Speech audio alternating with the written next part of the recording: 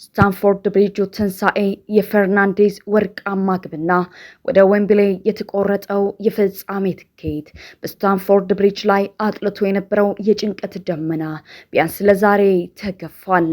ከ106 ቀናት የቆይታ ጊዜ በኋላ በሊያም ሮሴነር ስንብት የታመሰው ቼልሲ በጊዜያዊ አሰልጣኙ ካለም ማክፋርላን እየተመራ በታላቁ የዌምብሌ ስታዲየም የድል ብስራቱን አውጇል።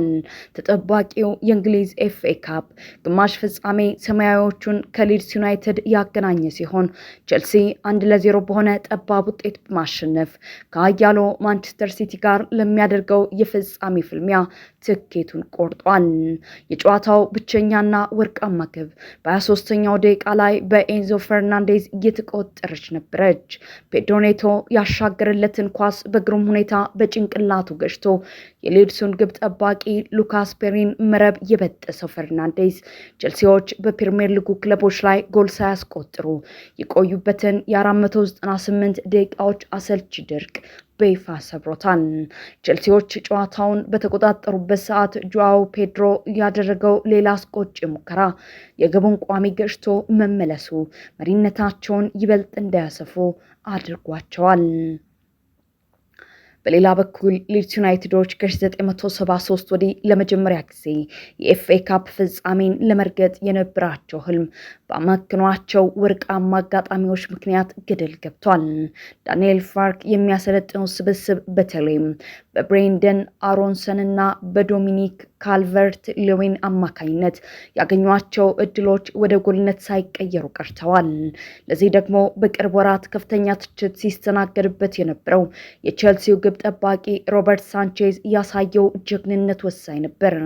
ሳንቼዝ በተለይ በመጀመሪያው አጋማሽ አሮንሰን ከግቡ ጋር ተፋጦ የመታበትን ኳስ በእግሩ ያዳነበት እንዲሁም ከረፍት መልስ ተቀይሮ የገባው አንቶኖስታች የሞከረውን ኳስ በአስደናቂ ብቃት የመለሰበት መንገድ የጨዋታው የለውጥ ነጥብ ነበር። የቀድሞ የእንግሊዝና ሊቨርፑል አምበል ስቲቨን ጀራርድ የቼልሲን ጊዜያዊ አሰልጣኝ ታክቲካዊ ብቃት አድንቆ ሊድስ ወደ ጨዋታ ለመመለስ ጫና በፈጠረበት በሁለተኛው አጋማሽ እንኳን ቼልሲዎች አደረጃጀታቸውን ጠብቀው የተጫወቱበት መንገድ እጅግ አስደናቂ ነበር። ማክፋርላን ጨዋታውን በሚገባ አስተዳድሮታል ሲል ተችቷል። የቀድሞ የፕሪሚየር ሊግ ግብ ጠባቂ ሮቢ ግሪን በበኩሉ ቼልሲዎች ምንጊዜም ቼልሲዎች ናቸው፣ በጨዋታው አንድ ትልቅ አጋጣሚ አግኝተው ተጠቀሙበት፣ ሊድሶች ግን 3 ወይም 4 አጋጣሚዎችን ቢያገኙም ሳይጠቀሙበት ቀሩ፣ ልዩነቱም ይህ ነው በማለት የጨዋታውን ገጽታ አጠቃሎታል። የጨዋታው ኮከብ የሆነው ኤንዞ ፈርናንዴዝ ከቀናት በፊት ስለ ሪያል ማድሪድ ዝውውር በአደባባይ በመናገሩ ምክንያት በክለቡ የሁለት ጨዋታዎች የውስጥ ቅጣት ተጥሎበት የነበረ ቢሆንም ዛሬ ግን የሰማያዊዎቹ የቁርጥ ቀን ልጅ ሆኖ አምሽቷል።